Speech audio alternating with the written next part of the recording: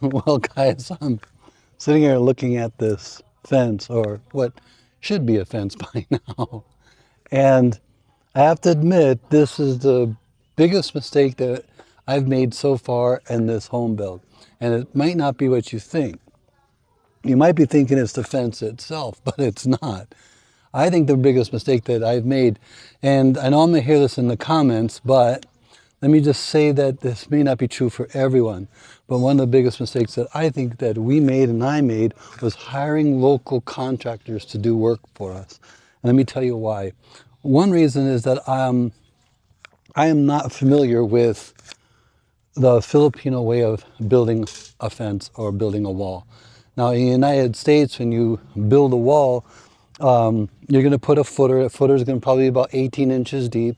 You're going to put your cinder, but you're going to put some, you're going to flatten it out, level it out. Then you're going to put your mortar in. You're going to put some cinder block in, and then you're going to lay a layer of mortar on top of that, so that when you fit it on, it's about probably maybe a 1/4 inch of mortar that goes on that. Then you're going to put rebar in each one of the holes like that, and then you're going to put mortar in the holes, and then you're going to keep building it up. And when you come to a spot like this, they're going to actually cut the cinder block so that it fits, and it's not going to just be chunked in like you see here. And there's reasons why that they do it this way, but I didn't know, and I wouldn't have known. And even for that fact, my wife didn't know.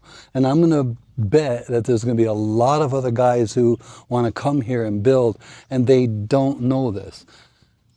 And that's where I'm probably going to hear it in the comments, well, you should know if you're going to build here. And that's where I'm going to have to say, I just don't agree with you on that. Because I think that in many cases, there's going to be a lot of guys that are going to come here and they're not going to know this stuff, and that's okay. You don't necessarily have to know that, but what you probably should do is hire an engineer. So when it came to this fence build, you can see how they do it very differently.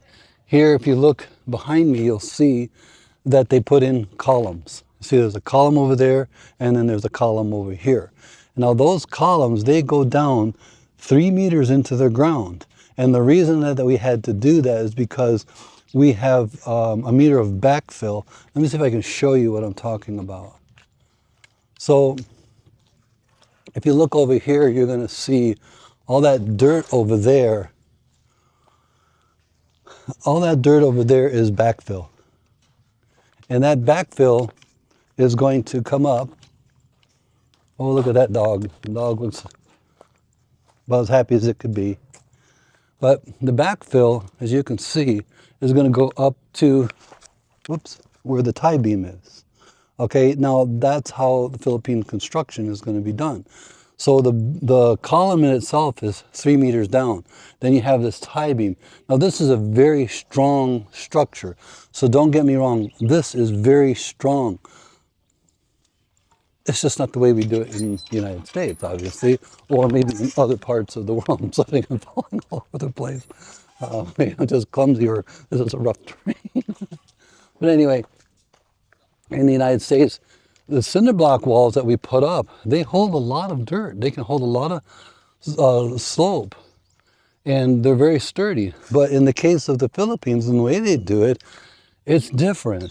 And because of so what they do is very similar in that they're going to lay the block down. In this case, so you're 3 meters down with the columns. There are 4 courses underground, and then there are 3 courses above ground, and then there's a tie beam. Let me show you. So you see, this is a very strong build. But what's done, the way they do it, take a look at the way they lay the mortar in.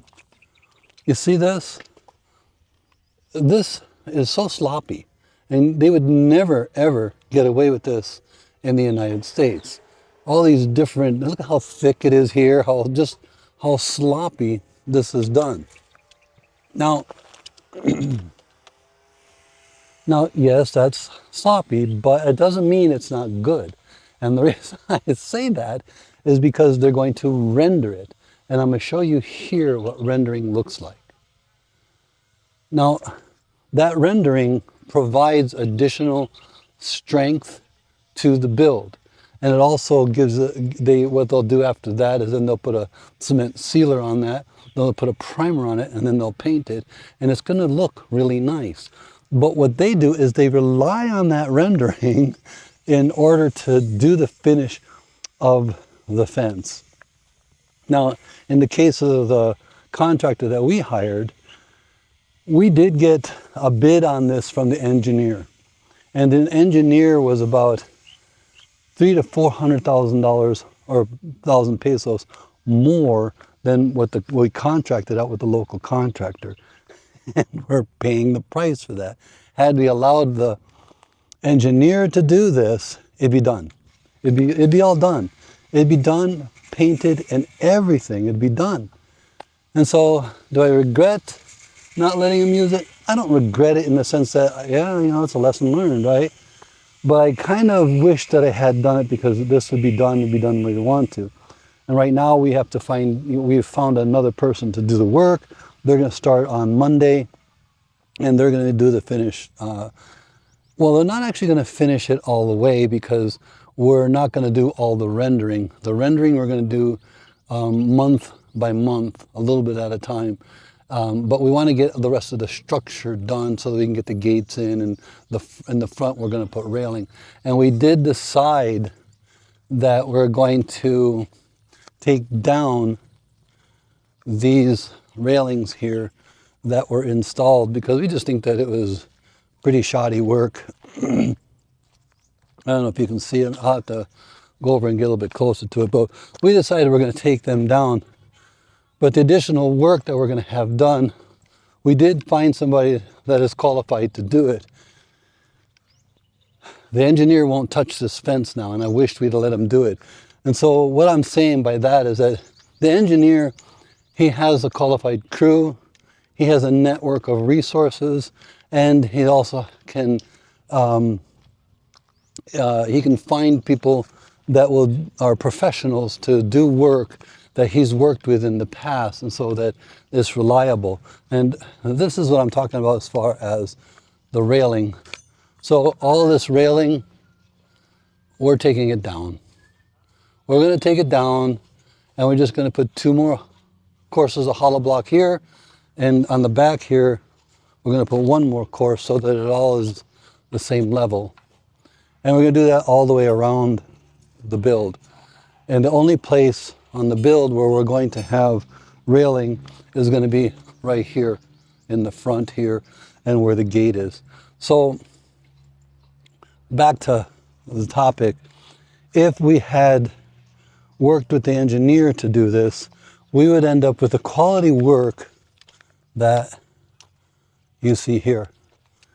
So this is the home, this is the house, and this is the kind of work that is done by professionals. And this is the stuff that you can rely on, guys. So whether it's a local contractor, I think in most cases, and what I'm going to hear and what you're going to probably see, some of you guys are going to see in the comments is that, well, you got to babysit them, you got to watch them, 24 hours a day, and you've got to be able to tell them what to do. Well, what if you don't know what to do? What if you're not familiar with Filipino construction? You're going to do it yourself. You're going to come out here, you're going to source out cinder block, and then you're going to do that yourself.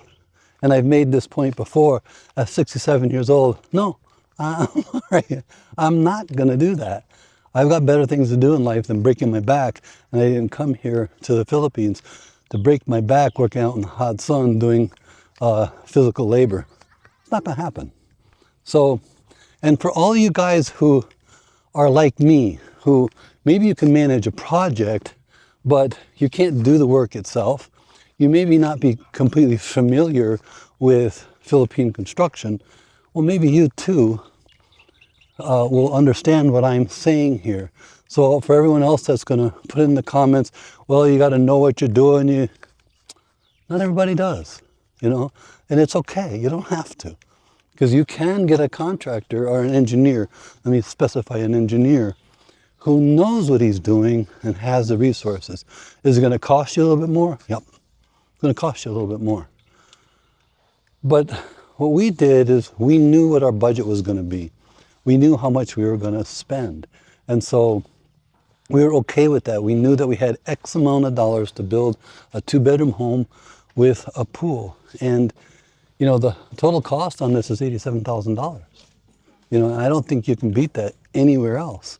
But back to the contractor, we also had a local contractor dig our well. And we paid a price for that as well.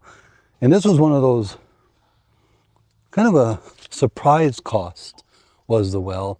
And not that we didn't know that we were supposed to have water at the site. That's silly. Of course we knew we were supposed to have water at the site. But we didn't know we were going to have it immediately, because the guys that came here, they were going to build a barracks and they're going to live on site. That was new to me. And so they needed to have water, and not just for them to live here and do the work, but also for doing the concrete work, because they're going to need water. Now, we had some problems with the well, and we ended up having to have it fixed. And when you look at the job that he did, this rinky-dink wire thing that he did to fix it, well, that's kind of surprised the shit out of me that it was done like that. But it was done like that. Now, did it work? Let me see.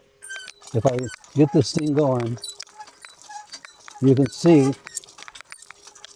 that I have a steady flow of water if I'm pumping that thing. And that's all that we really required. We know that when you put a 1.5 horsepower pump on the top of this, and what we're going to do, just so you know, is we're going to put a T here, and we're going to run it over to the corner over there, and that's where our pressurized tank is going to be. And I'll tell you what, we're also debating on whether or not we're going to use a pressurized tank, or we're going to just raise the tank up above and use a gravity-fed tank, which is what I'm leaning towards. But anyway, with that said, we know that this is going to work, but this is the way a local contractor works. And had the engineer sourced it out with his sources and the professionals that he works with, we wouldn't have had to face this, and we wouldn't be seeing this kind of work being done. So guys, I think that's pretty much what I have for this video. I just want to say that if you're interested in building here in the Philippines, you might want to really consider whether or not you hire a local contractor at all. If you have the specific knowledge, you have the specific ability to come here and do this work yourself in this hot sun, then that's a whole different subject. For everyone else that I'm talking to here are guys that are in their upper 60s, I'm 67, and maybe in the early 70s, and they either are thinking about coming here, or they already are here with the Filipina, and the Filipina has some land and they're thinking about building. I would suggest highly that you really think about, don't hire family, don't hire local contractors, look for an engineer if you have the finances to do that. Again, this whole thing is costing me $87,000. And I really don't think that that's an outrageous price for building here in the Philippines. Yeah, I know there's guys in here that they built their beautiful home for $20,000 and they're just wonderful, but I think that's unrealistic for the most part. So anyway, guys, that's it for this video, and we'll catch you on the next one. Bye.